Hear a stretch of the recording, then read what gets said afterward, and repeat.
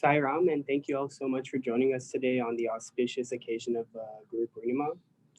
We'll be following the agenda as sent in the email, and just a gentle reminder to please be on mute throughout the session. We'll be starting off with 3 ohms.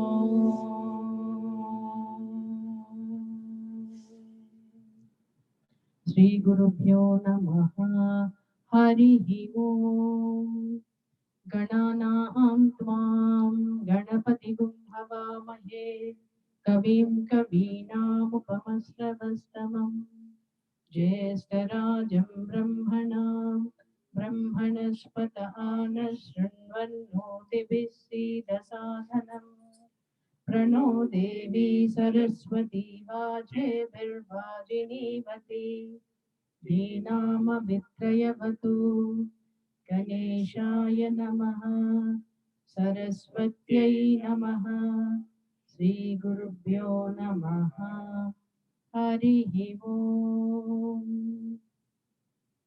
Sairam everyone. Thank you all for joining us today. Today our Kansas Satsai Baba Center of Kansas is blessed to have with us Brother Sai Sunder, who will be sharing his divine experiences today. Brother Sai Sunder is the son of M.V. Krishnan and Prema Krishnan and was born in Madhya Pradesh, India. He is a third generation devotee of Bhagwan and he studied from 2006 to 2014, 5th grade to 12th grade at Prashanti Nilayam. He had an opportunity to be a part of Bhajan group playing Dholak. He recently completed his master's from Arizona State University and is working in California. Now I would like to virtually hand out the mic to Brother Sai Sunder. Sai Ram, Sai. Thank you so much, Auntie, for the kind introduction. Yeah, Sai Ram. Om Shri Sai Ram. My most humble pranams at the lotus feet of our divine Guru and loving Sai Ram to brothers and sisters of the Sai family. I would like to thank Swami for giving me this opportunity to relive, my moments with him. And I would also like to thank Auntie and the center, to they accommodated me and they gave me this opportunity to talk about Swami. I'm very thankful to you. So, on this auspicious occasion of Guru Purnima, I would like to share what Swami used to tell us during discourses and what he meant by Guru Purnima. So, in the word Guru, the Gu, which basically means darkness, and Ru, which means dispelling.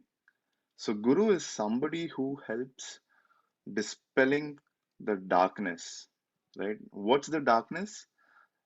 It's the ignorance which is caused because of our mind, and Guru is somebody who helps dispels that, right? So, and Purnima is a day, the 14th day where we have the full moon. So today so the Guru Purnima is a day where we celebrate, and it's a mark of respect and our sincere gratitude to all the gurus of our life who has helped us or who's still helping us, walk this path of life, helping us, with all the uh, dispelling various aspects of ignorance and helping us to this walk of life.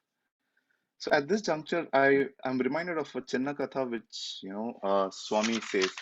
So there is a spiritual aspirant who is walking in the jungle. So he's walking and suddenly he hears it's a very thickly populated forest, and while walking he suddenly hears a roar of a lion, right? And it's a very big lion, and then the lion is roaring continuously, so he gets really very scared, and then he looks around, and then he finds a banyan tree, and he, because of the fear, right, he goes and climbs the tree, and he climbs really, he keeps climbing, and then he suddenly realizes on top of a tree there is a bear, and the bear starts scaring him. So then what does he do next? He's trying to look around, and then he finds that there are two roots which are hanging from the branch. So what he does is eventually he latches on to the two roots, and then he's trying to save his life. And then he's very scared. The lion is roaming around the tree, and the bear is on the top, scaring him. And then what happens is he looks down, and then he sees that there is a black and a white rat, which is gnawing at the source of the roots. So then he looks down and he's scared, because he knows the moment the rats keep eating away the parts of the rope, he's going to come down and the lion is going to eat him. So he's very scared, and then he keeps latching on, and he's just so tensed. And then suddenly, on one, on top of the tree, he actually sees that there is a honeycomb, and there is a sweet nectar which is dropping his way, and he tries to get the taste of it. So he tries to get some sips of that honey, but very unfortunately he's not able to do that. So the honey drops down, and then he's not able to get it. So he's so frustrated, he's in such a agony, he does not know what to do, and then he calls on to his guru. So he says, "Oh Guru, please come and save me. I'm stuck in this. I don't know how to come out of it. Can you please come and help me out in this situation?" So then what happens is, in the forest, there is a guru who is walking by, and he hears his call, and then he comes running. He has a bow and arrow, so he kills the lion and he shoots away the bear, right? And the rats get scared and then run away. And he saves his disciple, and he takes him to his ashram, and then eventually he leads him to the path of moksha, liberation. So now comes the interesting part. So what Swami says is, we are walking in this jungle, which is our life, with there are so many events happening, there are so many things around, and the lion represents the fear, which makes us climb the banyan tree. So what does the lion? So lion basically represents the fear, and the fear is making us climb the banyan tree. So now what's the banyan tree? Banyan tree is the samsara, the worldly activities, right? So we get onto that, we start doing activities, we do so many things to avoid you know the fear. We want to we do not know the reality, so we are running away from it. So we get into this samsara of this worldly activities, and we are hanging. And when the disciple climbs onto the tree, he sees the bear on the top, right? So what does the bear represent? The bear represents anxiety. So what does anxiety do in our lives? It stops, it makes us rethink our decisions. It keeps stopping us from various points in our life, right? So that's what the bear is. So when anxiety comes and it stops, what we do, we cling on into the attachment, the two ropes, right? Which is hope and despair. Through those two ropes, we get into the uh, binding, the attachments of lives, and the binding deeds. We get attached to things because that's what gives us solace, right? We get attached to various activities, various people, various other things that help us take away our minds from the fear and the anxiety. So the two ropes, which are hope and despair, both of them are right. So he knows that he can be probably saved if he hangs on to both of them, and there's despair too. So now Swami says that the two rats, right? So there's a black rat, there's a white rat. So black and the white rat represent the day and night. which eats away into the span of life, right? So your each day passes by, your life is going, you're encountered by a lot of events which inflict confidence, they inflict fear. There are so many things which are happening in your life, right? And then you get into this bond. You attach yourselves to so many emotions, and so the rats represent basically day and night. So guru is somebody who helps dispel all of this and help us through this walk of life. So this was something very, very interesting for me when I heard this Chinna Katha, right? That's very so relatable to all of us. So also in the same discourse, Swami also mentioned that, who are the gurus in our life, right? So we have majorly four gurus, right? So first and the foremost is mother. Her advice and her admonition affects us deepest and the longest. I am sure everybody relates to this, right? So her love, her advice, when she gets angry, any of her, reaction affects us very deeply. The second guru is our father. So a father is somebody, the child admires him for his strength and his knowledge. And he also admires the ability that he can do anything, find a solution for everything. And the third is the teacher who helps through the maze of the knowledge, so-called knowledge, right? So, and the fourth guru is our beloved Sai, the guru who can explain, who helps us to find the real reason of our existence. So Swami often keeps saying, right? So you need to understand who you are, who is I, right? The Atman principle. So the guru helps you understand that. He's the only one who helps you understand who you really are and guides you to the eternal destination. That's the contentment, the liberation. And also today we celebrate it as Vyasa Purnima. So so it's the birthday of Veda Vyasa, and I we all should be very grateful to him because he's the one who helped collate all the Vedas. So what used to happen is all the Rishi Munis used to sit at the banks of river Saraswati and in their meditation, right, through the sounds of Shiva's Damru, they used to write Vedas. Now the Vedas was so huge in volume that it was difficult for a common man to understand what it is all about. So Veda Vyasa took the effort to, collate them into the sections of four, and such that a common man can easily understand what the Vedas is all about. So so my humble salutations to Vyasa and Veda Vyasa, and our gratitudes to him too. So I would like to talk about how each guru, right, parents, Swami, the other people in my life who helped me connect with Swami and what they taught me and how was my journey. So, at first, I would like to talk about how I was introduced to Swami.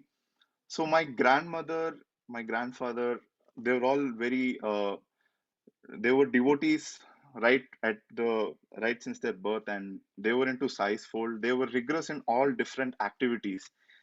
They were so if you ask them to do any Sai activity, they'll be the first one to go there and be a part of it. They were so into Swami's fold, and fortunately, because of them, my parents, my uncle, my aunt, everybody got into the Swami's fold. And I'm very grateful to them that, I was born into Sai's family. And when I was born, my uncle at that time, he was studying, my uncle Sai Manikam, he was studying at the institute. And, the students have these small tricks and, small knacks of getting close to Swami because that's all the student wants, right? So, student wants to be as dear and near to Swami. So he said, so it was my Annaprashnam uh, the event where we put in Hindu culture, we have uh, sweet, so a payasam, which basically, the parents or somebody, they put it in the mouth of the child at the 6 months age. So for that event, we were praying that my grandparents had actually come. So my grandfather and my grandmother had come for that event to the state where I was born, Madhya Pradesh. And unfortunately, my grandfather had passed away. So the event could not be done. So we were all very upset, and we prayed sincerely that, okay, Swami, can you please do it? So my parents, my grandparents, everybody, they prayed. So this experience which I'm sharing, it shows how powerful the prayers are, right? So so when you pray for somebody else, the power of the prayer is multiplied. It works. So my parents were praying that, okay, Swami should do the Annaprashnam. It's a very sacred event, and it'd be the best if Swami does it. So 6 months 6 months down the line, we all went to Puttaparthi after all the. So we had gone to south to do all the rituals, and from there we went to Puttaparthi. So that's when my uncle said, when you take the paisam, when you take the bowl of sweet, don't take the spoon. If you take the spoon, then what Swami will do is Swami will take the spoon and feed you. So you want Swami to put to put his finger inside the child's mouth. So don't take the spoon. So such a brilliant idea. And then what happened was my mom, my aunt, everybody. So I was on my aunt's lap, and my mom. So Vednaran sir's mother had prepared the paisam. So there were so many people, involved in this whole event, right? So everybody had got an opportunity to be blessed by Swami. So in that whole event, Vednaran sir's mom had prepared the paisam, and she had given us in the bowl. We didn't take the spoon, as my uncle had said. We all went, sat in the darshan. So Swami came. So in those days, Swami used to stay in the Purnachandra auditorium. So Swami stayed in the auditorium, and when the darshan started, Swami came walking, I would say gliding, and then Swami came blessed. But Swami did not feed me at that time. So Swami went, and then he went, sat at the portico. The bhajans started, and uh, nothing. Swami didn't come, and he didn't do the Annaprashanam, which was the main event we were all waiting for. So the prayers increased, and so this is something which my parents have told me. Right? So I was very quiet. I was not crying, and I was just there, looking around, and the prayers increased. They multiplied. Swami, please, can you feed? Right? Because it was a very emotional moment, and we wanted, something from Swami, so that we feel very happy. So my grandmother's prayers, my aunts, my parents, my mother, father, everybody was praying so intensely. The bhajans went on, Aarti started. So we thought, oh, it's not going to happen. Because generally what used to happen is, if you all know, so when bhajans get over, Aarti is done, Swami goes back to the Purnachandra auditorium through the ladies' side. And we were sitting on the ladies' side only, but on the where public generally sits. So then you have the students in front of the public, and then you have, yeah, so the primary school sits there, and then Swami actually goes through that and then goes back to the Purnachandra auditorium. So there's no way that Swami can come and then feed Paisam. So we all were very, we were very anxious. Like, is Swami going to feed? What's going to happen? And then all of a sudden, I started crying in the midst of silence, and then something beautiful happened. Swami cut right across all the students, and then he came. He put his two fingers and then put it in my mouth, and everybody was, I mean, there was no words to say, and my parents, my grandmother, everyone was in tears.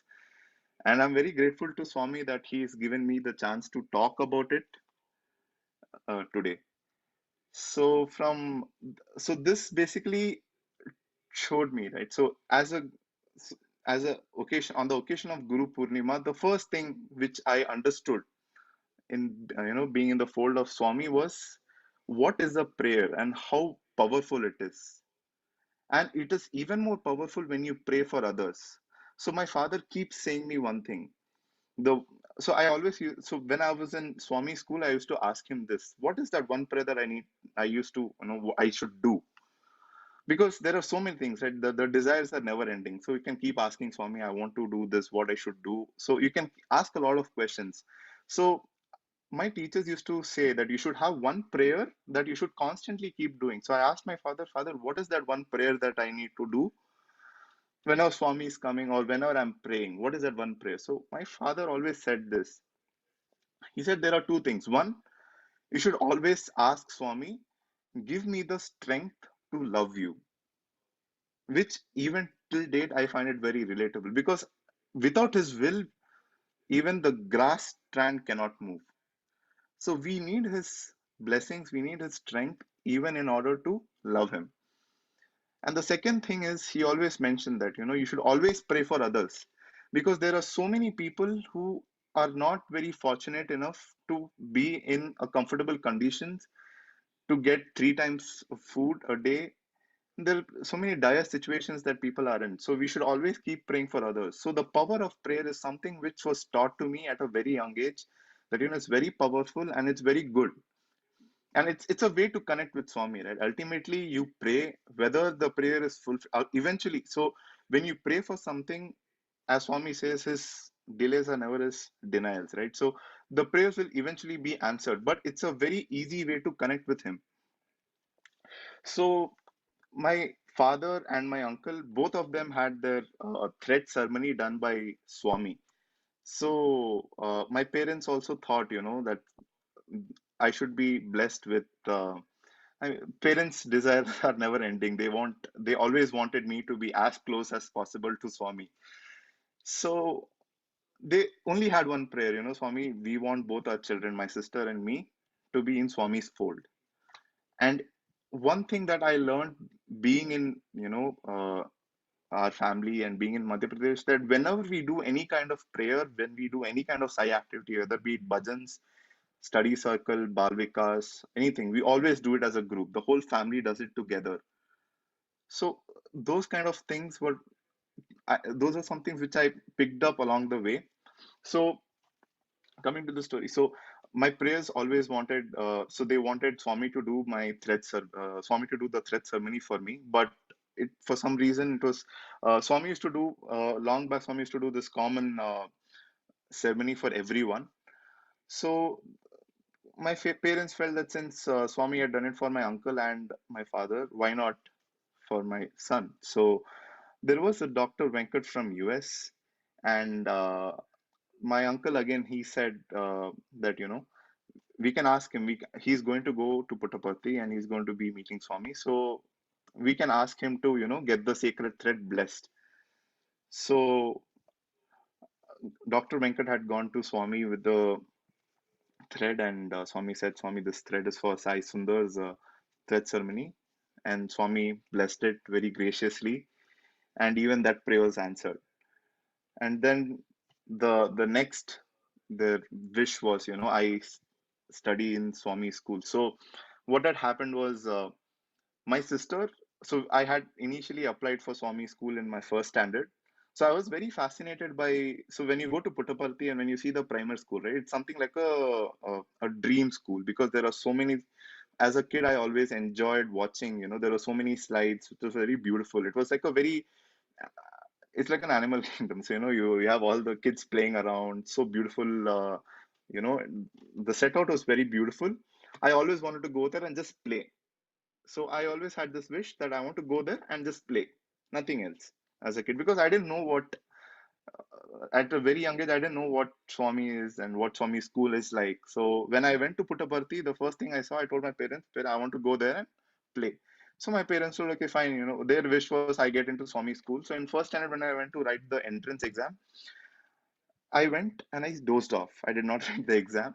The moment the exam got over, the bell rang. We all ran out. For 1 hour, I played to my heart's content. And then my parents asked me how the exam went. So I told I slept in the exam. I did not write. Eventually, I did not get the admission. So maybe it was his will that I don't join his university then. Then, when I was in my fourth grade, my sister got into the university, into the primary school, and now my parents' prayer again, became very intense. Okay, now my sister has gone into Swami school. What about our son? So for our sister also, we prayed very intensely, and she was a singer. She's an amazing singer, and she used to play harmonium. So uh, my uncle said that it's always best to be you should be either good at Vedas, singing, instrument, anything, right? If because what happens is when you are good at one thing, you get more opportunities to go close to Swami. So you should start learning something. So at very young age, I got into music. I got into learning tabla. So then from then on, the prayer was, okay, Swami, when do I get to uh, come into your university? And then finally in fifth standard, I was blessed. I joined the university. And as a kid, I was very, homesick. So here till in this first phase of my life, my parents were my gurus, where they constantly, their only prayer was I be connected with Swami, and Swami takes care of all of us. And as connected and as dear to Swami. And so my parents did everything, my grandparents, my parents, if they did everything in their power to ensure that I'm connected with Sai. I get into the activities. It's very important that at a very young age you inculcate, or it's very interesting that nowadays we all kids, right, we see they sit through hours of satsang and they listen. There are so many things happening. So it is very interesting that kids are these. Even when I was a kid, our parents insisted that you sit and you go through everything, do chant vedam, do bhajans, so all of those kind of things were instilled in me. So I was all set to go and join Prashanti Nilayam. And as a young child, I was very homesick. I missed my parents quite a lot. So I used to cry day in day out. And that's where the third set, my teachers, they became my second parents. They took care of me as if there are probably 1,000 odd children in the school. And every year new kids join and everybody has homesick, so a teacher has to cater to all the students who are crying together. So we understand that when there are two kids in the house itself, it becomes a difficult thing for parents, right? So think about the teachers, what they must have gone through taking care of hundreds of children crying at the same time to meet the parents. So it was now that when I look back, when I look at my teachers, I'm just so in respect of them that they handled it so beautifully. They took care of us the way they gave us the food. I would start there. So every child likes one dish, correct? So somehow in the school, every child was served in a way that it was a common menu. So we used to have breakfast, lunch, dinner with like two snacks in between. So any uh, food event, we used to always have multiple items. So any of one of those items, one kid used to always like it. So it never went that one kid never liked the food. So people who come from south, they were never introduced to concept of a chapati, because that's something with north. So in our lunch, we used to have chapati, we used to have rice, rasam, vegetable, everything mixed. So a child never felt, okay, this is something which I have not eaten. So the food was so beautifully taken care. The dosas which was served to us. So you can imagine that there are thousands of students, and we all love crispy dosas, right? So our teachers ensured that we got the best of all dosas, crispy. Everybody served the best they can, and everybody is fed well. Because at the end of the day, everybody wanted to do for Swami. Because Swami would ask, "What did you eat in the morning today?" So I had a friend. So he was in my class, and then we all went for darshan, and then Swami asked, "How many? What did you have for breakfast today?" And he said, "Swami, I had idli vada." Swami said, "How many idli vada did you have?" So he said, "Swami, I had two idlis and I had one vada." So only two idlis and one vada. And then Swami called the principal and said, "Okay, why did he have only two idlis and one vada? I should have given him more." Then Swami said, "At this young age, you all play so much, so you should eat also really well, because it helps you grow." And then Swami also asked, did you drink milk? And then Swami said, yes, Swami, I drank milk. So Swami used to always cross check what we are doing in the hostel. So that way, teachers took care of each and every emotion the way our mother and father would have done. So our teacher took care of what the mother would have done, what the father would have done. So it's something even today I'm ever indebted to, and my sincere gratitude to them as well. So what had happened was so when I had joined the very first year, so every January 11th there is this event called the annual sports and cultural meet where all the students get together, they perform some acrobatic, aerobic, or dance or any kind of activity in front of Swami in the uh, stadium there in Puttaparthi. So for that, the preparation starts well in September, October, and the whole of December is given off. There is no school, there is no studies. Everybody is involved in this mega event. So one such year, I was part of something very scary because I mean, it was a very big structure. It was a big grid. So it was probably around 15 feet high or probably 20 feet high, and it was a rectangular grid. So we were 30 of us who have to climb onto that grid and do stunts or do acrobatic events on top of that. So we were very small. So I was in fifth at that time, so I was the only boy from the fifth grade to be part of that event because I was very tall at in fifth standard, so only tall students were allowed to go. So since it was a very scary or very dangerous event because it was involving heights and ropes and whatnot, naturally the teachers were very careful. We always had teachers protecting us. We had a lot of coaches coming and helping, and we all took the means when we decide what events we are going to be performing that year for the annual sports and cultural meet, we go to Swami and say, Swami, these are the events, and then we describe to Swami. So that year, when Swami had heard about this event, regularly to Swami used to come regularly to check how the practices are going. Can you imagine? So Swami, the darshan is the once the darshan is over, Swami used to come in his car, come to the primary school from the general hospital gate, then come into school, and then he would go to the stadium. He would sit in the car. He'd quietly come. Nobody would know that Swami is coming. So we would be practicing sincerely. So we would be practicing early morning 6 to 10 o'clock. And then in the evening from 6 to 8 o'clock in the evening. So it was a very rigorous event. So before I get into what happened that day, I would just like to share that what this whole procedure is, what this whole process has taught me. Anything that we always do, we always wanted to be very near and dear to Swami one, and also impress him, make him happy, make him smile. Because when he smiles and he appreciates, it means a whole world to all of us. It just changes our, day. We feel so blessed, and the moment he, appreciates the small things, the effort that we put in. So our teachers always mentioned the result is not very important. What is important is the process.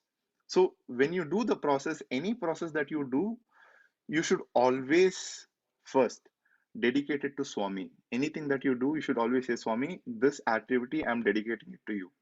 And then you get into the activity. Because what happens is, once you dedicate it, something happens that, but you are very sincere to it. When you pray to Swami, Swami takes care of all the other distractions, and then you're just focusing on what you're supposed to be doing, and you get into the activity, and then everything is taken care. So if there's any danger around, Swami is taken care of that as well. So with such process oriented approach, we were practicing that day. And then Swami had come that day, and Swami said, "Okay, I want to watch your practice drill." So we were not complete. We are not ready yet. We are not 100% ready yet. So we said, "Swami, we are 50% ready, so we can show you what we have done till now." So Swami said, "Yes, you can show. Go ahead." So then what had happened was, of the 30 of us, our PT teacher said, 15 of you go and help the students out. So the 15 who went to help, I was one of them. So I was helping them with the ropes, and the other 15 had started their drill practice. And one of our students, so while pulling, what had happened was he had tripped over a student and he had lost the balance of the rope. And the person who was there on the top had lost his balance and he had a jerk and he immediately came down, but he did not fall. He had come down and then he had got a very bad jerk, and then Swami was right sitting there, and then we were in a split thought, right? So one, this event had happened, and second, we felt, oh my God, in front of Swami, we made a mistake. None of us had the thought, oh, what would have happened to the person? All of us think, oh my God, we made a mistake and Swami is seeing us. And then to all our surprise, Swami had come all the way from in his wheelchair. So there was a basketball court, and then there's another football court, and across the football court we have the grid. Swami came out of his car, came all the way in the middle, and Swami asked all of us to come immediately. And the person who had got jerked, so he went to Swami, and Swami asked him, "Are you okay?" Swami started crying, and then Swami said, I know you guys are practicing very hard, and I'm very happy with all of you, but you should also be very careful. And Swami, as a mother, spoke to him, and then he spoke to all of us. And then we told, as we were very innocent, so we said, Swami, we are very sorry. And then Swami started crying, and then Swami said, you should all be very careful when you're doing, events like this. And then Swami said to the teachers that you should ask more and more coaches to come from outside and help all the students, because it's a very dangerous event. And then Swami said, get all of them glucose water and get Trepton biscuits. So these were some kind of nutrition which we get, and then we get energized, and then we get back to the drill again. So like this, Swami used to come day in and day out and encourage us during the practice, because as kids we were also very scared that we have to go there and do on top, but we blindly did it because of one sole reason, that we have to impress Swami. And like this, there were so many occasions where Swami, so this was one aspect of Swami, where Swami was like a mother taking care of a lot of nuances, and taking care of us as mother and father, understanding the logistics and everything. So another event where I would like to show as how Swami was such a perfectionist in everything that we do. So when I had moved to higher secondary school, I had the beautiful opportunity to be into a costume department. So what does a department do? I'd just like to give a small introduction to that. So whenever we perform any kind of drama in front of Swami, right? So we have so many characters, we have different, like, so we boys act as girls, we act as we all rakshasas, gods, so many different characters in a drama is there. So we have to get them dressed up. We have to do the makeup for them. We have to get them ready. They need to look like Ravana. They need to look like Kumbhakarna. They need to look like Rod Rama. And even a boy must look like a Sita, right? So because we are all boys, we have to look like all the different characters. So it was a very, I would say it was a great opportunity for me to learn at one side the skill, on the other side be very close to Swami, because we get the chance to go to Swami and show all these characters. Because any of our dramas always involve these mythological characters. They need heavy makeup, dressing up, and Swami is very particular about it. So in one such drama event, we had all sage Rishi Munis. So in fact, we had Veda Vyasa, that yeah, we had a character who was playing the role of Sage Vedavyasa, and we went to Swami, and so for Sage Vedavyasa, we have the dhoti which is tied in a particular way, and then on the backside, Swami came for darshan, and Swami came to the before drama could happen. Swami first meets all the actors, blesses them, and talks to them for some few minutes. And with that words of motivation, all of us go backstage, and then we get on to our drama. So what had happened was, within the drama, there's another drama which is happening inside the bhajan hall. So in the similar setup as my background, Swami was sitting right there, and Swami was sitting at the near the throne in his wheelchair, and all the characters were sitting there, and behind the characters were all the costume boys sitting. So for some reason that day, we had helped all the characters get ready, and all my uh, friends who were helping me, or who were the part of costume department, had gone to the hostel to get ready and then come back, because the whole makeup had got on their white dresses. So they were coming, and meanwhile Swami had already come. So there were only few costume boys, and I was sitting right there. So Swami came, and then Swami is asking each and every one, what role are you playing? So they were saying, Swami, I'm playing Sage Vedavyasa. Swami, I'm playing Sita. Swami, I'm a student. Or Swami, I'm, a businessman. So Swami was quietly seeing, okay, how everybody is dressed. So Swami called the sage and said, this is not how it's tied. You should tie the dhoti in a particular way. Or about the makeup, how should be the mustache be, or how should be the beard. So Swami took care of the minutest detail of each and every character, and Swami was talking to them. And then since I was in my white, Swami came to me and Swami asked, okay, what are you doing? I said, Swami, I'm part of costume department. I was helping all of them. Then Swami said, okay, good, sit down. So then, so we all were very scared that, oh, we should have not made any mistake. And because if we want to do anything that we do with full perfection so that Swami is very happy. So Swami took care of those small details there, here and there. And also, I wanted to add another incident where, Swami explicitly he told the student. So we had a student who, in our sixth, had lost his both mother and father within a span of a week. So he was going through a very, very bad time, and as all the students were together, the only best that we could do is would sit with him, and when he cry, we give him our shoulder, you know, and we all play with him, trying to change his mood, but nothing could help that. He was going through a very bad phase. And then one day we all went and all of us are praying, Swami, this is what to do. And it was a very bad time. And in the evening when we all went for darshan, when we were in primary school, every Thursday and Sunday we used to go. So that Thursday when we went to Swami, the darshan hall there, Swami had come and darshan got over. Swami came in the car. So Swami's car basically reverses back into the primary school lot, and then he uh, goes. So what had happened was, he came out and he was in the car, and suddenly the car stopped and the door opened and he had to come out. And he called the friend and our friend who had lost his parents, and then he broke down in front of Swami and he said, Swami, I'm very this has happened. And he was crying, and then Swami put his hand on his shoulder and said, Swami, don't, he said, uh, don't worry, I will be your mother and father. And when he said that, he started crying even more because, I mean, yeah, he started crying even more, and he was full of, joy, and he got such a solace from Swami at that moment. That was something which was so relevant for him at that point in time. And from then on till even today, Swami has been taking care of everything which he has wanted in his life.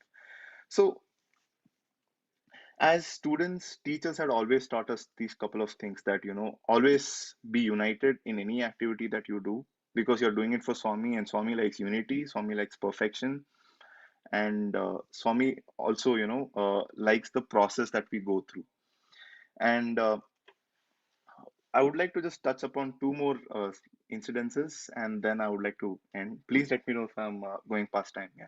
So, also, what had happened was when I was in school, I had developed this very bad acne on my face. Actually, it was very, very bad because for some reason it was on the third level, and none of us could ever find a solution to that. Any medicine that I took just kept, becoming worse. So my face was complete mess, and even I couldn't look at my face.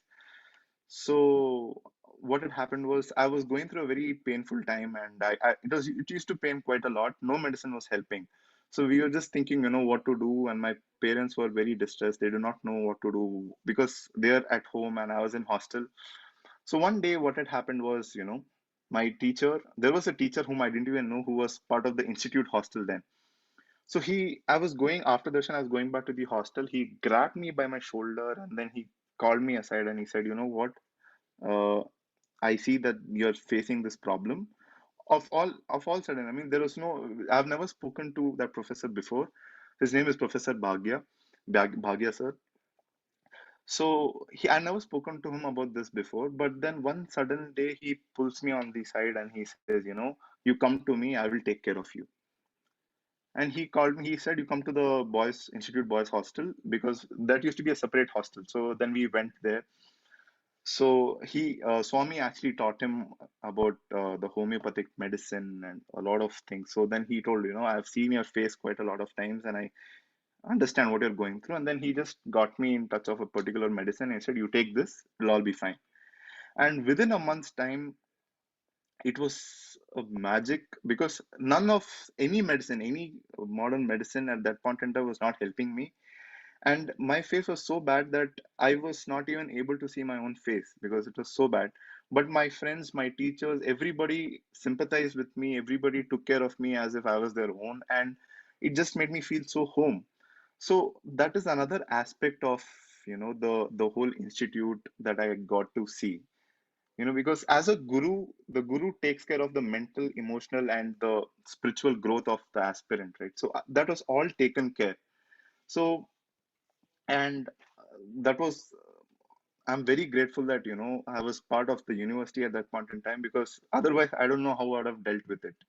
And lastly, before I conclude, I would just like to share this story which happened after had Swami, left his physical presence. So I was in Bangalore and, how when you're connected with Swami and when you're left his portals, the divine portals or schools, he still is taking care of you, right? So I had just gone to Puttaparthi and I came back. So everyone must understand in the city, when from Puttaparthi to Bangalore, and then I got into a bus.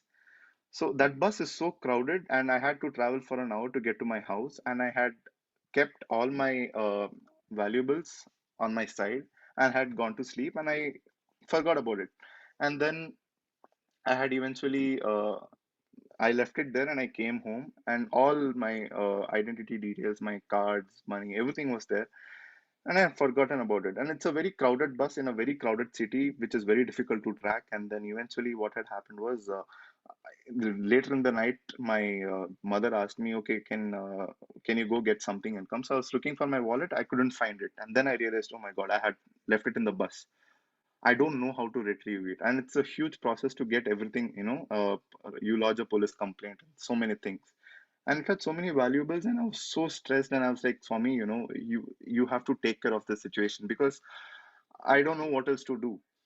So I prayed to Swami. I slept, and next day I went to the police station to lodge the complaint. I lodged the complaint, and I was on my way back. I get a call from a professor in Puttaparthi, and I said, Saram, are you Sai Sundar? I said, yes, yeah, my name is Sai Sundar. Did you lose anything recently?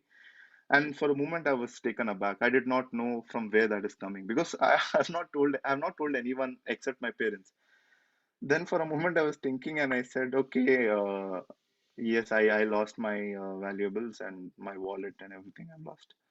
He said, okay, did you lose it in a bus? So with every sentence, I was getting a shock. I was like, okay, how do you know everything? So when he said everything, then I asked him, sir, can you explain to me how do you know all of this? And then he said, I had applied to Swami's Institute for the MTech program, and I had given my details there, and I had given my phone, and after that, after I decided I was not going there eventually, I had come to the US to do my master's. So my database was still there in their record.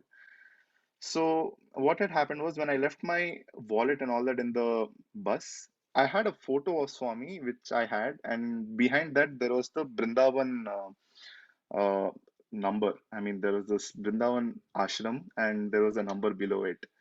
So the person who found my wallet, he understood that I must be somewhere related to Sai Baba. And then what he does is he picks the photo and he calls up the Brindavan campus and says, "Do you know anybody who is with the name?" So I had my ID card, so my name was in there. I had no address, no phone in those IDs. So that person could not track me, but my name was there. So he said, "Do you know anybody with the name Sai Sundar?" So the warden then he did not know because I never studied in Brindavan hostel. So he did not know, but he said, okay, let me check out with the Puttaparthi hostel. So immediately that evening he contacted the Puttaparthi hostel and he said, do you know anybody with the name Sai Sundar? So then the professor who picked up the phone, he said, no, we don't. But then apparently he was sitting in front of the computer and he had the log of all the applicants who had applied for the uh, university, and then my name was in there with my phone number. And that's how he got to know that, okay, there is a person with so and so number. So he had immediately contacted me and he had told.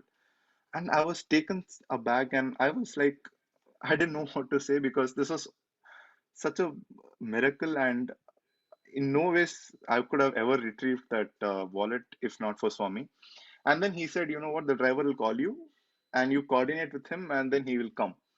And then, such very beautifully, I called up the driver and he said, you know, I'm 2 hours away and then I'll be coming shortly and then I'll hand over everything. And everything was intact, nothing was lost. And this was only purely by Swami's blessing. So, all through my, you know, in the adventure of my stay at Puttaparthi and post that, Swami has always kept showing me that he's always there by my side. He has been guiding me through all these difficulties, which at in the hindsight are actually nothing, right? Because the eventual goal or the destination that we need to go is somewhere different. We need to understand who we really are and understand the philosophy of what Swami always says. So he's always taking care of us, and he has kept ensuring that. And through this whole, my history or my chapter with Swami in the school, even the teachers, my parents, everybody at one point in time made me understand what a guru actually plays in your life. So I'm very grateful to all of them for giving, teaching me and guiding me through this life in this life. And thank you also for this opportunity. I could share all these experiences. I think I'm past time, but thank you so much. Yeah. Sairam. Thank you so much. Yeah. Sairam, that's so nice. I think you need more time. Maybe next time for sure. Can you please render a bhajan before we conclude Oh, your? we moved. Yeah, would you like to render a bhajan? Yeah, I can, but is it okay if I can do it I can I can get harmonium and I can do it. Sure, sure. Yeah, Sure. please go ahead. Yeah. Probably after, yeah. So when After. the speech, yeah, after Oh yeah, speech, after the next. Yeah, yeah. After, in the meanwhile, you can get ready. So that yeah. now, thank you so much for your time. Thank you so Oh much. yeah. Sairam. Sairam, brother Sai Sunder. On behalf of the Sri Sathya Sai Baba Center of Kansas, we would like to thank you from the bottom of our hearts for sharing such divine glimpses of Swami's divinity.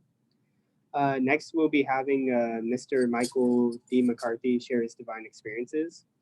To give a brief introduction on Mr. Michael D. McCarty, uh, August 13th, 1982 was the beginning of his conscious adventure with the Sri Sathya Sai Baba.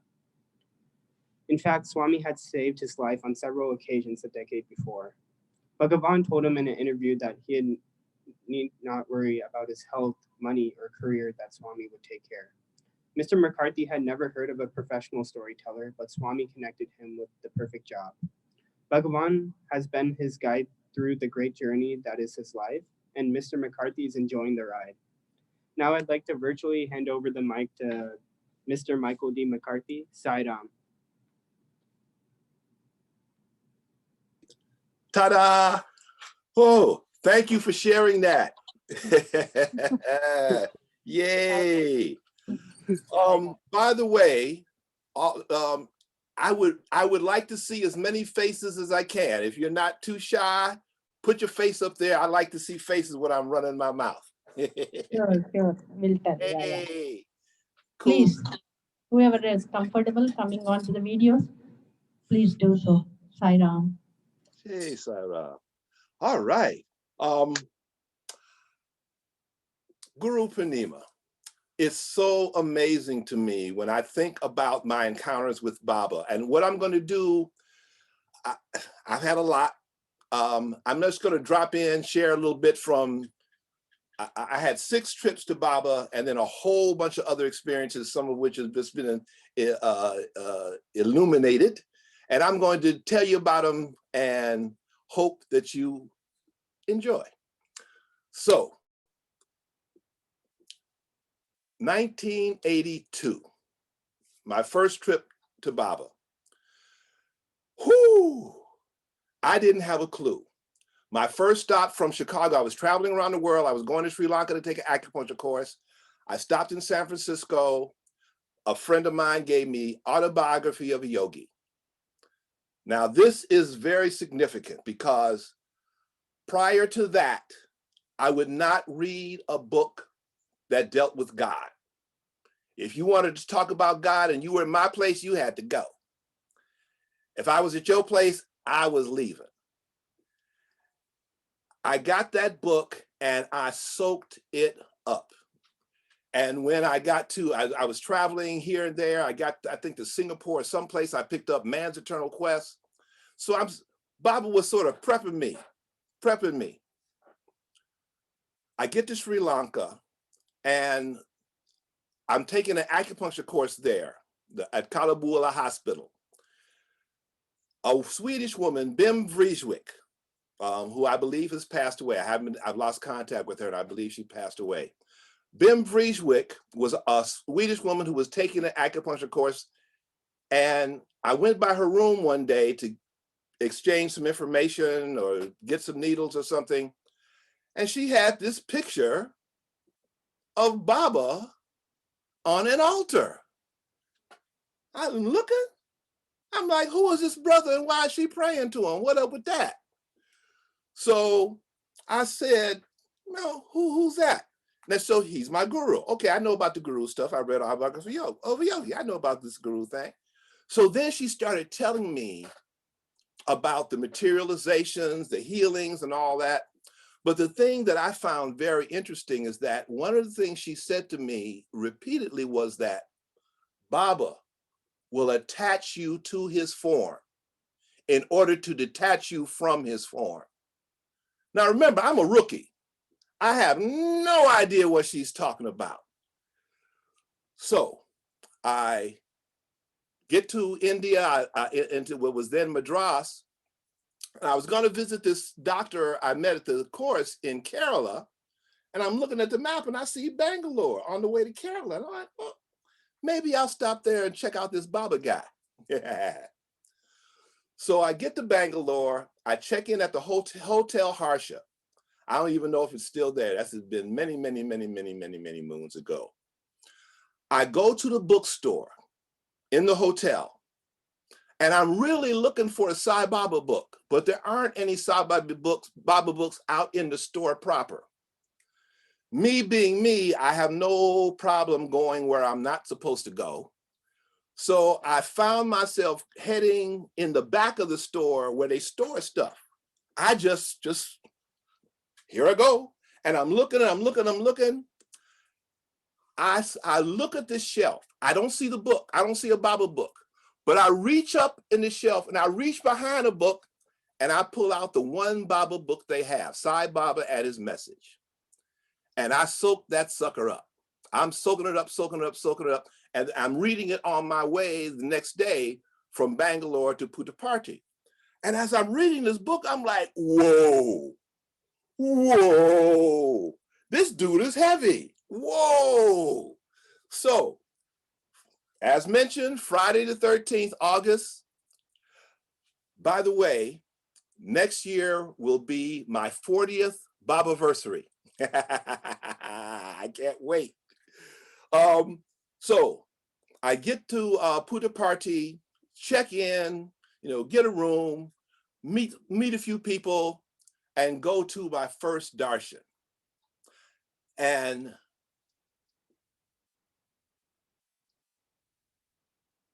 the silence and the stillness that happens just before Baba comes out is palpable. I mean, it's like you're awash in calm.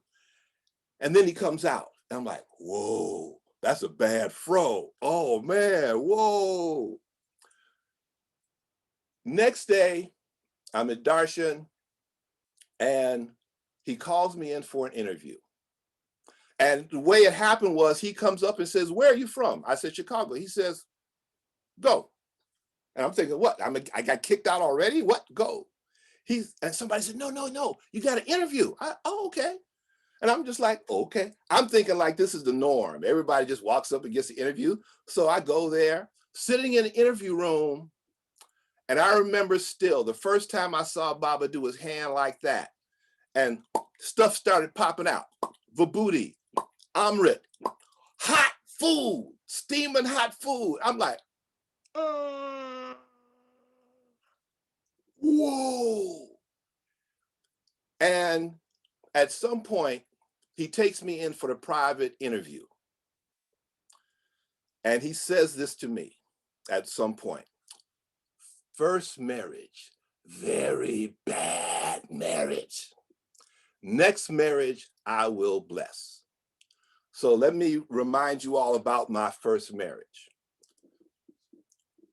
December 31st, 1971. My first wife and I go to a New Year's Eve party, have an argument. She takes a cab and goes home.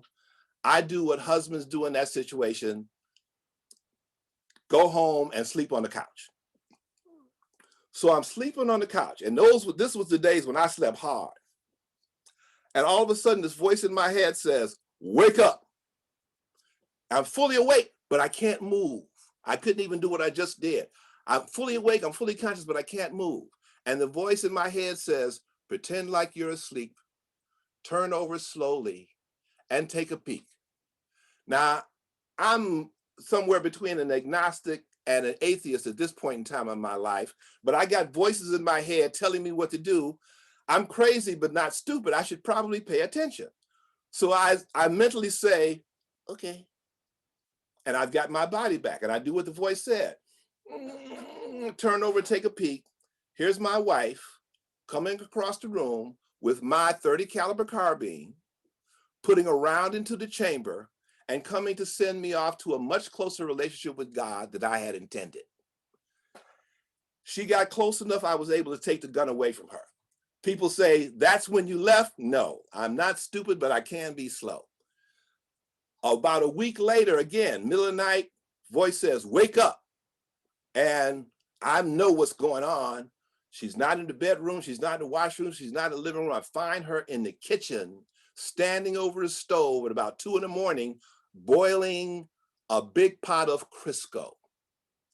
French fried Mike was on the menu for that particular evening. Later, she actually shot at me, and how she missed me is a pure grace of God thing, because I was not 5 feet away from her. So when he says to me, first marriage, very bad marriage, I know he was that voice, as mentioned 10 years prior, that it saved my life. So now I'm having the interviews I was there for 6 days. I had 3 interviews. He gave me this medal, which I still wear. He gave me a ring, which fell apart years ago. And he asked me at some point, how long are you staying? Now, this was getting good to me. I'm having, like I said, I've been there 5 days. I had 3 interviews. I'm thinking, okay, I'll hang out with Baba. You know, maybe he'll give me one of these robes and he'll show me how to do this thing, okay? But he says, how long are you staying? I said, maybe a week or so. He said, no, you leave tomorrow or the next day. Your work is there. So the next day I'm gone. The next day I go to the Hotel Harsha where I checked in before, and I'm blown away. I'm absolutely blown away. I'm now by myself in the room. I'm thinking, I met God. I met God. Me, Michael D. I met God. Moses talked with God. Muhammad talked with God, and Michael D. talked with God. And then I'm like, I'm on overwhelmed. And I'm so on overwhelmed that I decide to smoke a joint. Some of you probably know I used to be a drug dealer back in those days. So I decided to smoke a joint. So I go out on the balcony and I'm rolling a joint, and I've done this enough times that I don't have to look at what I'm doing. So I'm sort of rolling the joint, I'm sort of looking up in the sky. There in the sky, beyond the clouds, is this image of Baba, this humongous image of Baba, clear as if I was looking at him from the ground to beyond the clouds, looking at me. And then in the clouds around, there were images of Jesus and other images that were all in those clouds. And I'm like, okay, I don't need this.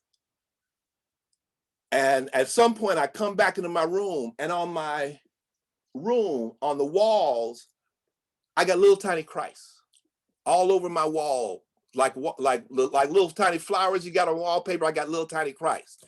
And when I would close my eyes to meditate, there would be this image of Christ that started off like a pinprick of light. It would advance and brighten and grow and become so bright, I could not keep my eyes closed.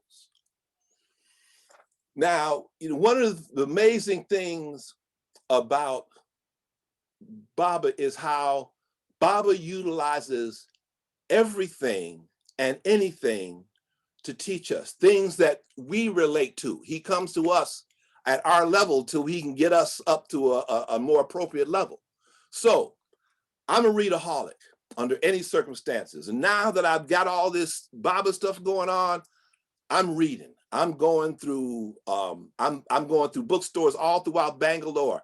Bhagavad Gita, Mahabharata, the book about the Jains, Zoroastrianism. I'm just soaking stuff up. I'm going up to then Bombay, and so I go to Madras. And at the Madras airport, they have Marvel comic books. I'm a Marvel madman from the 60s, okay? So I'm thinking, great, Marvel comics, I need a break from all this spiritual stuff that I'm reading. So I bought several comic books, one of which was about Dr. Strange, which dealt with reincarnation and the transmigration of the soul. And I'm like, and then there was another one with the Fantastic Four that also dealt with some very deep metaphysical stuff. And I'm like, this is a Marvel comic book. And I'd read these comic books before, but my mind was in another place. So I come home from that trip and I am a different person. In fact, I was just talking to one of my I play pinochle, been playing pinochle forever. And I was talking to one of my pinochle friends the other day, and she was reminding how blown away everybody was when I came back from that trip. Like I said, I was a drug dealer. I was a dog in terms of relationships with women, what have you. I was buck wild. All of a sudden now, all this stuff that had been important to me and interesting to me wasn't anymore. And I remember my brother, who was just passed away last year. He's 14 years older than me. He and some of my friends, because now the conversations in my apartment have changed. Because whereas before I'm talking about this, I'm talking about weed, I'm talking about women, I'm talking about this. All of a sudden now we're having these deep spiritual, metaphysical conversations because a lot of my friends were into meditation. They were into spiritual things, but they didn't talk about it around me because I wasn't having it. Now, all of a sudden, these conversations are going on. And my brother and another one of my buddies, Steve, they said, man, we leaving, man, because this is too deep. So I'm starting to make some changes, but I'm still in the life. I'm still in the business. 1983, I go back to see Baba. Now, I like to describe my first trip like this. If you've been away from your mother for whatever reason, you could be an axe murderer, you could, who knows what, but when you see your mother will love you. That was my first trip with Baba. Everything, despite my life, big love. Second trip, Dad was home and he wasn't happy. So I went in I got there, my first day there, my first morning there, Baba calls me in for an interview. Now, that year prior, like I said, we hugging, and it was really something hugging him, and the hairs all up my face and what have you. Me and Baba were like that. So he calls me in for the interview, and then at some point he takes me in for the private interview, and I go to give him that hug like I did last time, and he gives me this look like, Dad home, Dad pissed, and he got on my case. He got on my case, and I knew what it was about. I had to make the changes. I had to get rid of that part of my life. Now, I still have this concept of doership. All right. I still have this concept of doership. I got to do this. So I come home and I'm starting to make a little change here, a little change there. But I start losing money. All of a sudden, money's just like flowing out of my pockets. I start losing money, and I get it. I just have to quit. And so on this particular day, I said, I'm done. And I called up people I owed money to. One guy I owed thousands of dollars to. I said, look, I don't know when or if I'll be able to pay this money, but I can't do this anymore. He said, Mike, just forget about it. And I'm sure you all know that is not usually how those things happen. And I was away. I was done. And I'm going to jump ahead now to 85. 85, I'm broke. I don't even know how I keep my apartment, keep my phone on, keep my car. I'm so broke. And I get a letter from a sister named Naja, who I'd met on my first trip. And the letter says, I hope you're going to the 60th birthday and the World Conference. It's something you've earned over many lives. Don't worry about the money. Make the arrangements and the money will come. And it was the name of she sent me the business card of a travel agency in Hollywood. And it just so happens that the agency were Sayee devotees. So I called them up, made a reservation. Phone hadn't been cut off yet. And so I'm trying to figure out how I'm going to pull this together, how I'm going to get this money, because I ain't got none. All of a sudden, these friends of mine who had a business, they hired me to paint an office space that they never used. They never used that space. They went out of business, never used that space, but they paid me for it. Friends started calling me up. And these aren't people who are in the Bible or spirit. Mike, I understand you're trying to go to India. You need some money. Can we help you? And bam, I'm back in India for the 60th birthday. Now, remember my friend Bim Vrieswijk? Among other things she taught me is that whatever you don't like, be it a type of person, be it someone from a particular country, that's going to be up in your face and you're going to have to deal with it. So she told me about when for the 60th birthday, she had it, she's Swedish, she had an issue with Germans. So some of the rooms had like 20 people to a room, Bim and 19 Germans, okay? And then I'm in one of the big Kwanzaa huts that seats about 100 people. My issue at that particular point in my life was South Africa. I had a real about South Africa. Apartheid was still happening. And when you have that blanket mindset, you just blanket just about everybody in the country who you think might be racist. I'm in that Kwanzaa hut, 99 South Africans and me. So we had to confront our stuff. Now, one of the interesting things in my spiritual path is that Baba has dealt with me and sent me places. So about the time I was getting ready to leave, people kept talking to me about Ramana Maharshi.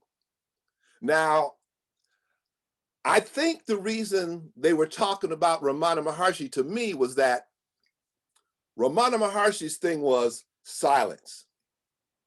And I have a big mouth and I'm always talking. So I think they were trying to tell me something. But I kept thinking, okay, this is, I've gotten to the point where I understand this is a sign. So I don't know where Ramana Maharshi's ashram is. I know nothing about it. I meet this guy from New York And we're just sitting around and talking about our experiences and our trip or what have you. And I said, yeah, man, people keep telling me I should go to the Ramana Maharshi ashram, but I don't know where it is. I don't know how to get there. He said, oh, I'm going tomorrow. You can come with me. Bam. Next day, we're on a bus to Tiruvannamalai. Now, the original plan was we were going to go to the ashram. But when we got there, he said, I really don't want to go to the ashram. I'm going to do something else. Never saw him again. Never saw him again that trip. He took me to where I needed to go and got me in there. So, again, Ramana Maharshi is about silence and about stillness. And there's nobody that knows me, especially at this point in time, who would associate me with any of that stuff. So I get there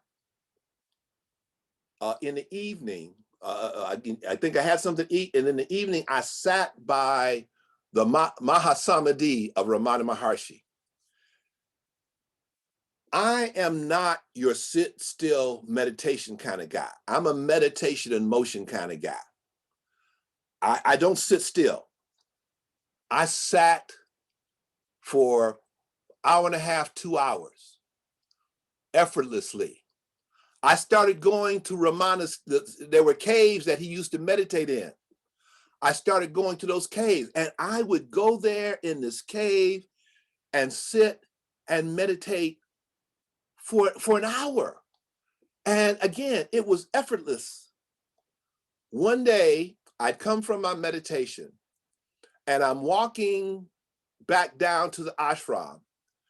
And as I'm walking down, something makes me stop. And this is my attempt to describe this to you.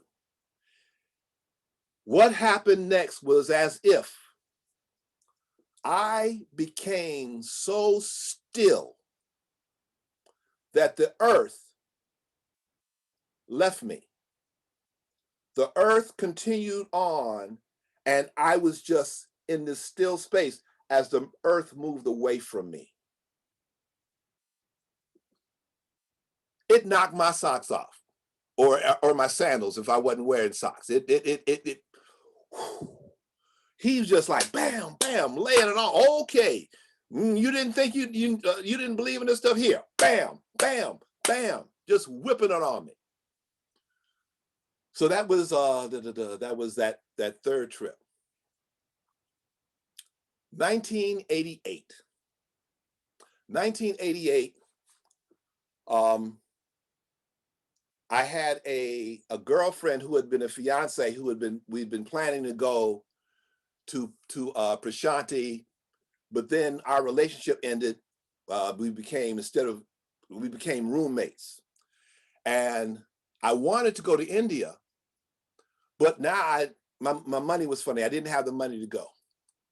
So Akhanda Bhajans happened here in LA.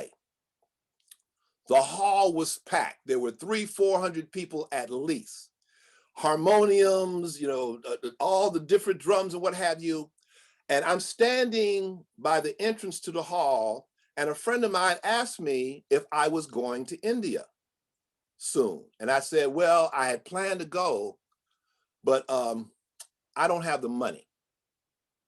So I'm probably not going to make it.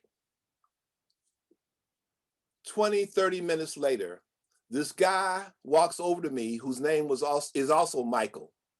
He hands me a check for $1,000 and says, I'll see you in India, and walks away. $1,000, book that sucker. Woo! I get to India and I see Michael. And he comes up to me, he said, I'll bet you're wondering how I knew. And I said, yeah, duh, yeah.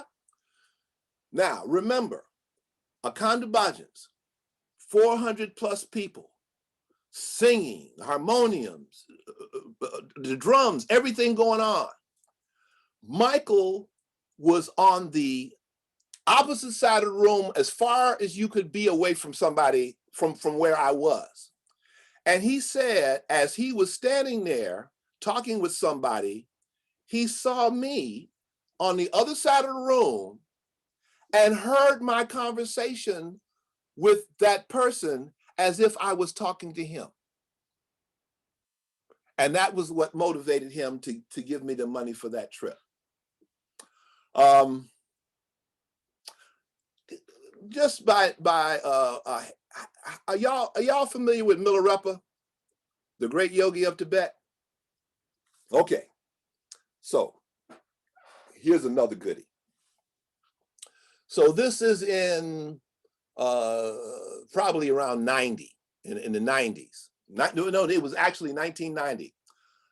I'm working a construction job. And for those who knew me all my life in Chicago, the idea that I was working construction was a trip. They couldn't believe that because I was not your get dirty physical labor kind of guy. So I'm working a construction job, and one of my coworkers also was an acupuncturist. I think y'all know I was an acupuncturist. Was also an acupuncturist, and he told me about this book about Milarepa, the great yogi of Tibet. So I get the book, I read the book, I'm blown away by the book, and here's why. Milarepa had grown, was born into a very well-to-do family. His father, his mother, and him, and he had a younger sister. They were very well-to-do. And as time went on, the father got sick, and it became clear that he was going to die. So he asked his brother, Milarepa's uncle, he asked his brother, listen, when I'm gone, I want you to take care of my family here, take care of my son's inheritance, and when he comes of age, you'll give him his inheritance. He said, sure. Yeah. When the father died, the brother took control of the money and treated Milarepa, his mother, and his sister like they were slaves. Abused them, had them doing all kinds of crazy stuff. And then when Milarepa became of age, because he still had the hope that his uncle would do right, when he went to his uncle about his inheritance, he said, what inheritance? That was my money. I'm the one who bankrolled your father. So now Milarepa's mother is perturbed. And she says to Milarepa, I want you to learn black magic and kick butt. So Milarepa goes, learns black magic, and brings havoc upon the uncle and his family. After he's done this, now he feels bad. He feels bad about what he's done, and he wants to get on a good foot. So he is directed to his guru, who is Marpa. And Marpa treated him like crap. He would tell him, I want you to build a 9-story building. He's doing all this by himself. I want you to build a 9-story stone building, get the stone from this quarry, da-da-da-da-da. Milarepa would start building, and he'd get to the 7th or 8th story, and the teacher would come along and say, what? Who told you to build this? Take it all down. And he did that at least 4, maybe 5 times, never giving Milarepa any real teaching. After a time, Milarepa's wife feels sorry for Milarepa because she doesn't understand what's going on. So she forges a note and sends Milarepa to one of her husband's students who had achieved enlightenment. And he gets there, he's training with him, but nothing is happening. And he says to him, I don't understand this. Something should be happening. Are you sure you have Marpa's permission to be here? And then he fesses up. He takes him to Marpa, and Marpa says to him, what I did to you was to help you burn off all that negative karma you had accumulated as a black magician. That's why I put you through that, to burn that karma off. As it is, you still got some karma left, but I will now give you the teachings. And so for me, that was an indication for me that I got work to do. You got work to do, and you got to be about it all the time. So let's see, 80, 89, 1990, I go to India. And so I had a girlfriend who was a Sai devotee. And we lived together and we hated each other. We hated living together and we kept trying to break up. We said goodbye to each other, I don't know how many times, but we stayed living together. She had planned to go to India in December of 90. Yeah, 90. And I wasn't going. I didn't have any money to go. And I was glad she was going. I didn't have to be around her. Then on a Wednesday in November, this voice in my head says, come in December. And I know who the voice is, and I know where I'm supposed to go. And I'm thinking, I don't have the money. I'm not making enough money I had time, but I'm not making enough money that was a Wednesday. Monday, I'm working another job, making twice the money. And that just happened like that. So we go to India and we stayed at Ananda Bhavan. And y'all remember that place, the Ananda Bhavan in Bangalore? It was a classic. Oh, by the way, is it still there? Does anybody know if it's still there, the Ananda Bhavan? Anybody? Okay, just curious. Anyway, so we check into the Ananda Bhavan. And that's, like I said, that's Baba devotees who are on their way to Prashanti. That's where they stay. So this girlfriend sees another woman who she hadn't seen since the 70s when they were both at Prashanti for the first time. Her name was Joan. So the woman I was with was only staying for a couple of weeks, I think for Christmas, and then gone. And I joined this group, and Joan was in that group. So one day, we're a group. So we're just doing group stuff, talking and sharing experiences in the group. So one morning, we're at Bangalore, we're at Whitefield, and I'm sleeping in the dorm. It's 4 in the morning, and I wake up knowing that I'm going to ask Joan to marry me. I'm confused by this, but I know what's there. So I wake up and I'm like, huh. One of my friends, Chris, is across the room, and I guess my waking up got his attention. He said, Mike, what's wrong? I said, well, I don't know. I think I'm supposed to ask Joan to marry me. He said, congratulations. I said, okay. And another friend woke up and said, what? Have you lost your mind? Do you know this woman? I said, well, I just met her. So that day, that very morning, I go up to her and I tell her about this. And I said, I think Baba wants me to marry you. And she said, marry me? I didn't even know you liked me. So here's her solution. She says, I'm going to write Baba a letter. If he takes the letter, I will marry you. Baba had never taken any of her letters. So I'm sure she thought, that'll deal with that. I actually have pictures of this sequence.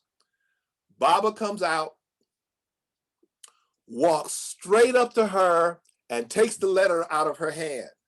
And so the picture, the sequence of pictures is her holding up the letter and looking at Baba, Baba taking the letter, and she's like, and then the next picture is like, oh God. So she says, okay, I'll marry you. And I said, well, where should we get married? And she says, we should go to Amritanandamayi's ashram, the hugging saint, and have her marry us. And I say, okay, this is the things potential husbands learn to do, is you say okay a lot. So we go to Kerala to I need some water. Amritanandamayi's ashram. I asked her to if she would marry us. The first 2 times I asked her, she ignored me. The third time I asked her, she said, do you have rings? I said, yes, we have rings. She said, do you have saris? I said, no, I don't wear saris. And she got a nice chuckle out of that, but she agreed to marry us. She does this ceremony on Sundays where she manifests an aspect of the divine feminine, Saraswati. For our wedding, she was manifesting Kali, okay? She was manifesting Kali. There were 3 cracks of thunder during the ceremony that shook the building. And for those of you who aren't familiar, she's called a hugging. She's just sweet, has a lovely smile, and she gives you just this wonderful hug. I had seen her in the 80s. And when I went, I was, I got Sai Baba, I don't need this. But she called me. And when I got up there, she whispered at my ear, Sai Baba. Okay, so, so she's manifesting Kali. And she looks at us and she says, wrong clothes. Because Joan was wearing, well, she was wearing colors and not wearing white. And it looked like she wasn't going to do it. Finally, she did it. Like I said, there's these cracks of thunder and what have you. That was a Milarepa kind of wedding, okay, kind of marriage, because all kinds of things happen. But one of the things that happened in that is that I became a storyteller because of that relationship. And that's a whole nother story I won't bother you with right now, but I had to be in that relationship at that time to be in the spot where I learned about professional storytelling. Okay. 1995, that was my last trip to India and to see Baba physically. And the reason for the trip was that I was going to take my daughter. My daughter was graduating from University of Illinois in Chicago, and I never tried to impose my Baba beliefs on my daughter. That's not the way we roll. I know her, she's very much like me. So I never tried to enforce any. I talked with her about my experiences, but never with the of trying to convert her. So I said, well, what do you want? What do you want for your graduation? She said, I want to go to India. I'm like, really? Do you want to go see? If I go to India, I'm gonna go see Sai Baba. She said, yeah. I was like, great. Oh, this is wonderful. She also wanted to go to Taj Mahal, but that's okay. So I'm making all these plans. I make the reservation. Month and a half or so before we were supposed to leave, this is the same travel agent who I had when I first went to Baba coming from Chicago. She calls me up and says, Michael, prices are going up on flights originating out of LA, so you need to come and get your ticket. No, ticket, singular. I'm still thinking I got to buy both tickets. And I get there and she says, no, you don't need to buy your daughter's ticket. That price isn't affected. It's only yours. Now I got my credit card in hand. I'm ready to buy both tickets. She won't let me buy both tickets. Okay. Now, y'all know that ain't the norm under any circumstances. So I'm thinking, I wonder if she's going to be able to go. Sure enough, situation developed, she wasn't able to go. And I ended up going and having a very different kind of trip. There were no interviews this trip.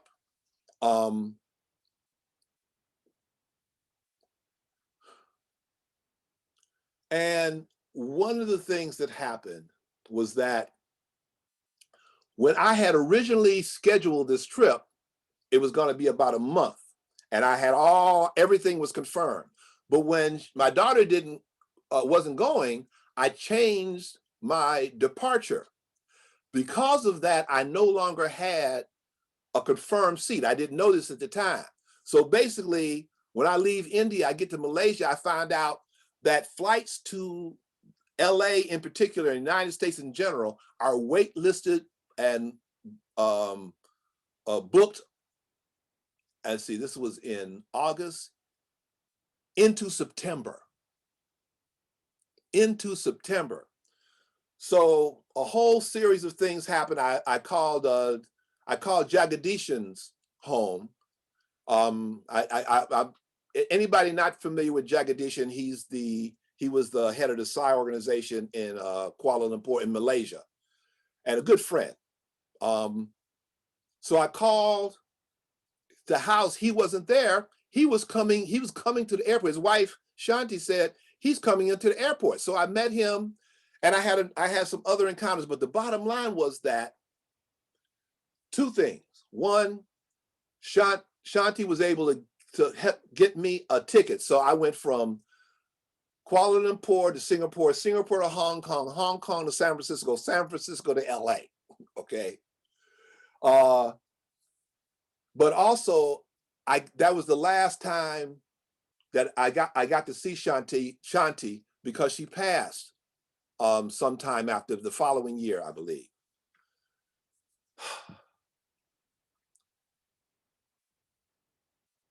In my life with Baba, he told me, remember, you worry about money, you worry about health, you worry about your career. Don't worry, I will take care.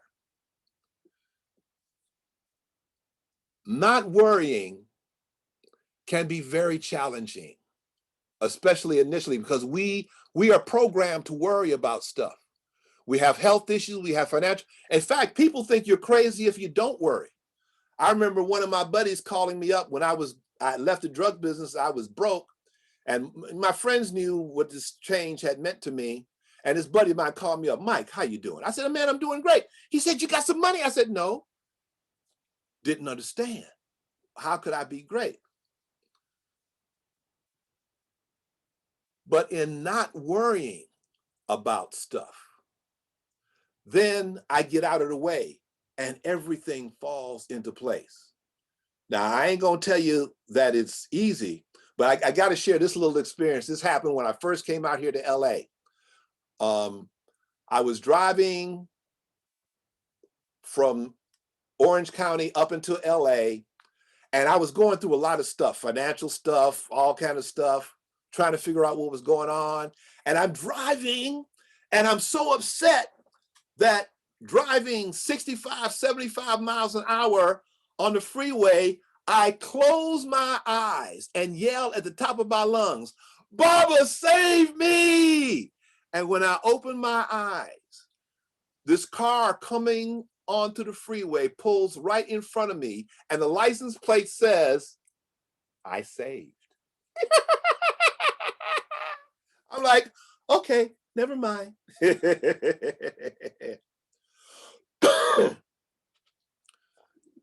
I've had so very many blessings in my life.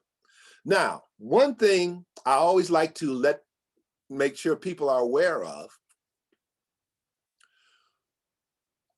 when Baba says, I don't want you to worry, that means you're going to be put in situations that are ripe for worry, and then you have to not worry. Okay, that's the way that works.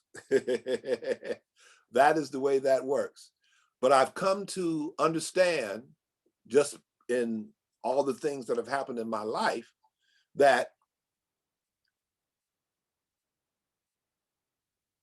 he takes care of everything.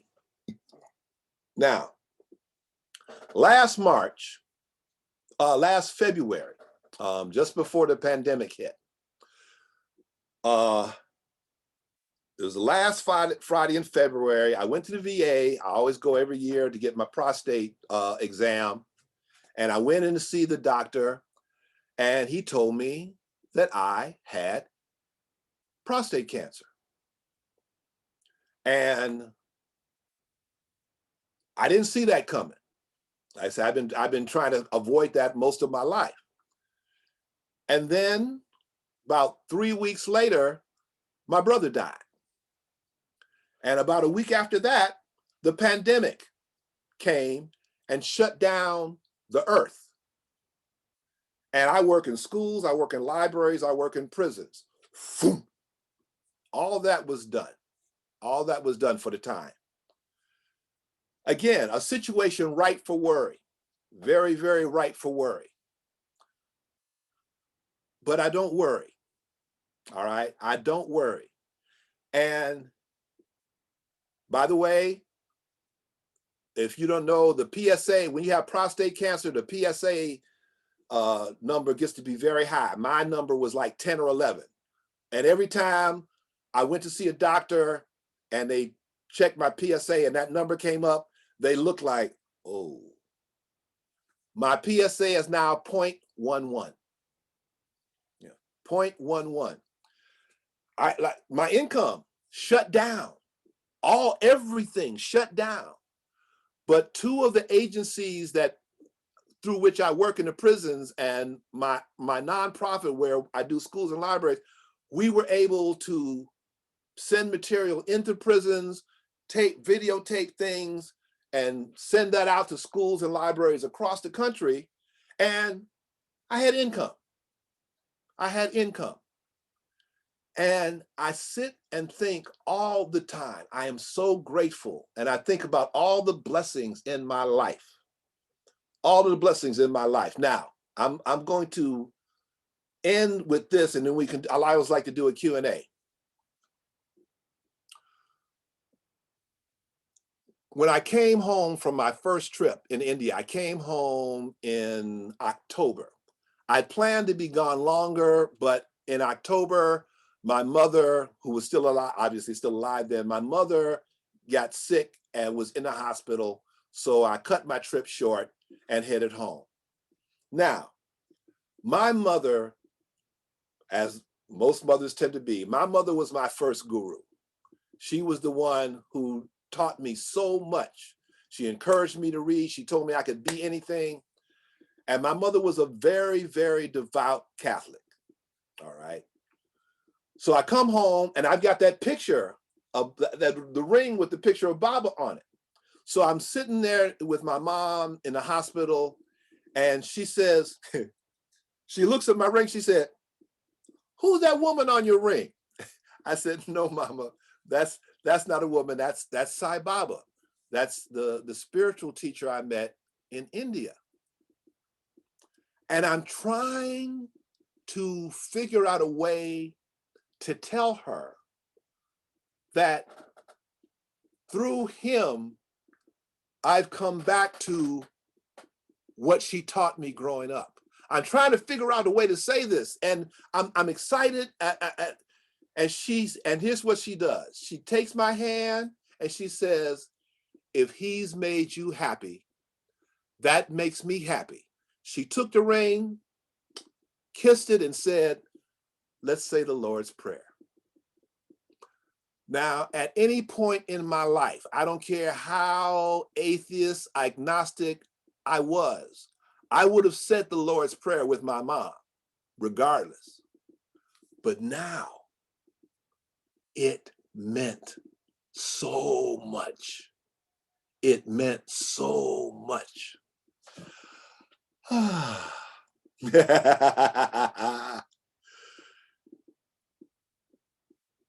There's I'm pretty sure probably you all know this English bhajan.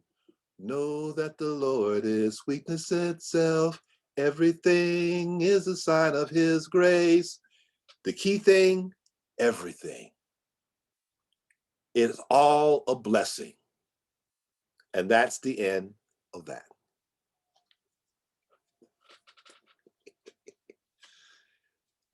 Questions? I Comments? know. It's so nice. Can you please sing that bhajan? You sang the first two lines. Do you remember? Let me see. Know that the Lord is sweetness itself.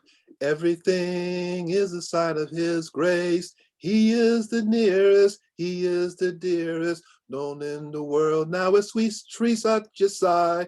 Hold on to him as close as you can, knowing him as an infinite friend, knowing him as an infinite friend.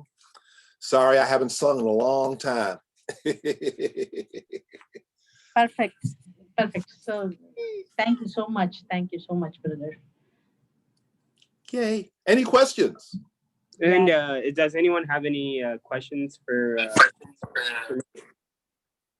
Karthik, Sairam, this is Mohan uncle and Jayanti auntie. So what a fabulous experience and storytelling by brother Michael McCarty. It's kudos to, I mean, I have heard you before, many years before, but Jayanti has something to add. Yeah. Sairam, brother Michael.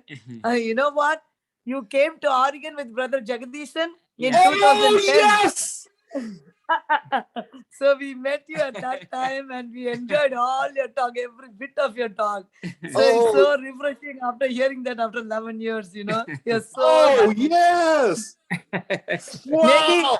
Maybe if you see our pictures, you know who we are. Yeah, we were there at the time in Washington and we drove to that Oregon retreat, you know, as Yes, and I think Al Drucker, was Al Drucker there too? Yeah, Yes, Al Drucker was there. Al Drucker was there, as well as what was his name in LA, the singer. Lad. Lad, Yeah. Lad was there. Lad Bogdanoff up in the area. Yeah. And you know what? I remember you, they asked me to share my experiences and I shared my stove story. So you were just laughing like anything, you know, so I very well remember. I tell you, okay, quick question back to you because you asked me, you asked us to ask a question. So this is applicable for everybody. So, okay, let us go back to that moment where, you know, you should not worry, but, you know, I mean, these are trying, worrying circumstances. Where do you derive the strength to hold on to that not worrying, Jai Saira? Oh, thank you. Thank you. And it has been, I've had a very interesting life. Some might say I've had a very dangerous life. I mean, I was a drug dealer. I was a revolutionary. I've always been crazy, and I've gone through a lot of challenges in my life. I mean, I've been shot at. I've been in so many situations where I should have been dead. Two palmers, I was at the ashram one year, and two palmers, one Indian, one Australian, looked at my palm and said, "What the hell are you still doing here? You should have been dead a long time ago." And so I have had the experience that, I mean, I'm covered. I've been broke. I mean, one time I had $20. I just come out here. I've been out here for a few months, and I had $20 to my name and did not know when I was going to get any more money. And this day I decided I needed to laugh. So me and my $20 went to the movie. Wow. Got in the movie, got me some popcorn, and I laughed. And more money came. So the experience of all this, I mean, when I think about that vision of Baba in the sky, I mean, I read about that.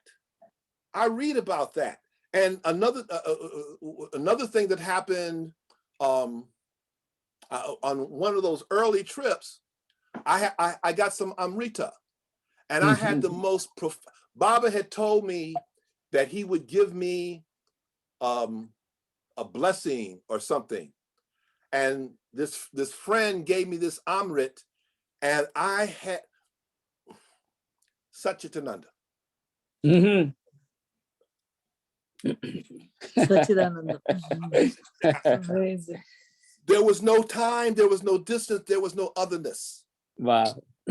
And I'm like, okay, cool. I'm good. All right. I see. I got it. Okay. Yeah. But I gotta tell you an Al Drucker story real quick since we brought him up. Sure. Al Drucker used to be in charge of the foreigners that came to Prashanti. And Al Drucker had been an engineer, a scientist, and an acupuncturist. And I saw him because he was speaking things and what have you, and he would give these classes. And I remember going up to him after finding out he was an acupuncturist. You say how I am. I'm like, and Al is like, and I did all this. You're an acupuncturist. I'm an acupuncturist. And he just looked at me and walked away. Didn't say a thing. And over time, this is my first trip. Over time, I came to understand it was about being quiet. So one day after having lunch, I had gone to another part of the canteen where there was nobody else. And I was sitting there writing in my journal. And I'm sitting and writing in my journal. I hear this voice says, I see you found yourself an office. And it was Al. And it was Al. So thank you for bringing Al up. Thank you, Michael. It's a joy and it's a privilege to listen to your talk. Thank you. I have a question, brother. So do you still have contact with your brother Lad? Yes. Oh, yes. Yes. Very When nice. we talk, in fact, I'll probably call him this next week. He sends me Vibhuti, Amrit. Amrit, yeah. Yeah, because he would go to Haligapas in Srirangapatnam. every year. Yeah. I got a stash, okay? Oh, there we go. Oh God. So, brother, I have a question for you. Sure. So, do you know anything about Prema Sai Baba? Any No. message about Prema Sai Baba? No. Okay. No. Okay. No. Okay, that's what I wanted to ask you. No. And I will call you later. I'll get the telephone number from Sister Lakshmi and we'll call you. Okay, great. Thank you. Thank you, brother. And I see that the 11 years ago, whatever laugh and the smile and the sound is exactly repeating Still now. there. So happy, so happy. Keep it up. Thank you. Thank you. You're Jai welcome. Sai Ram. Sai Jai Ram. Sai Ram. Sai Ram, Sai Ram. does anyone else have any other questions?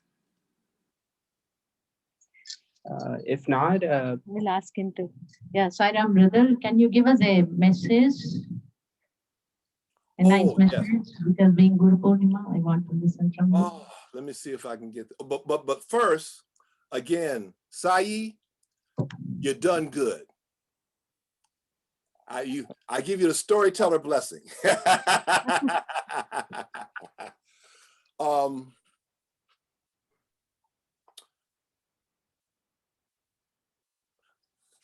Detachment, faith, and love. These are the pillars on which peace rests. Of these, detachment is crucial, for without it, sadhana is just an empty rite.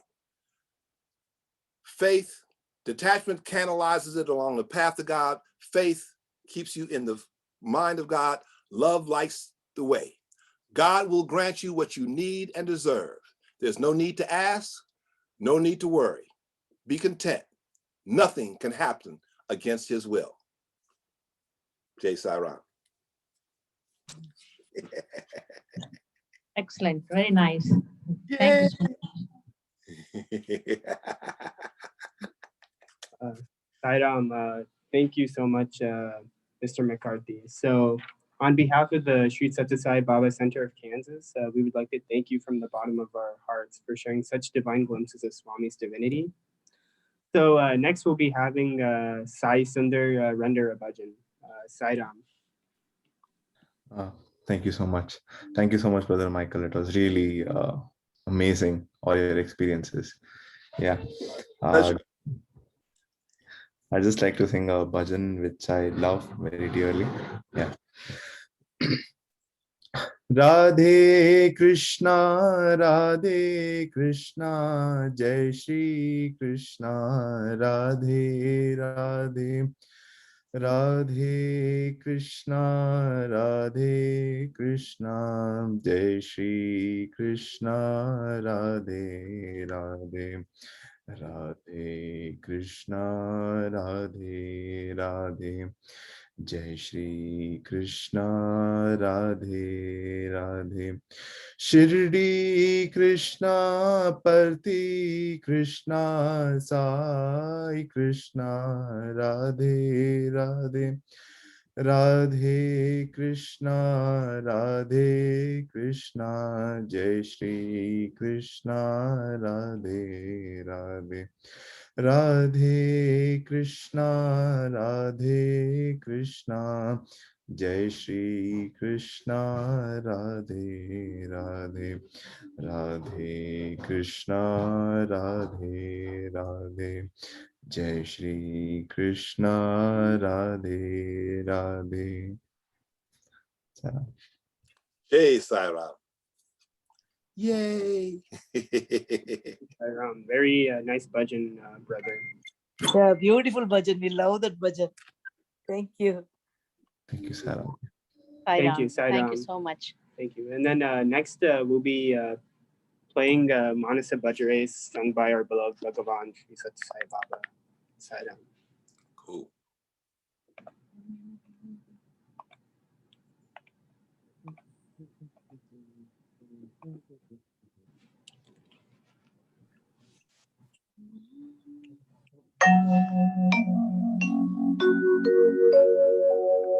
Manas bajare guru charanam, Krishna brahma sanjaya taranam.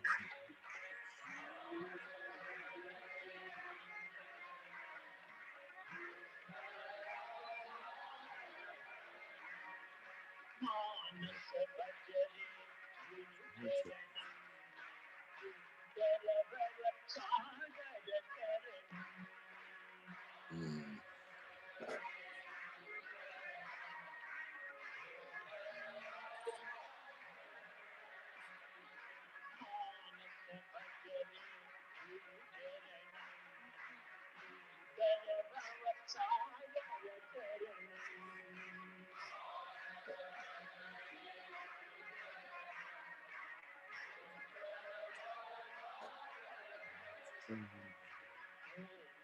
Darshana.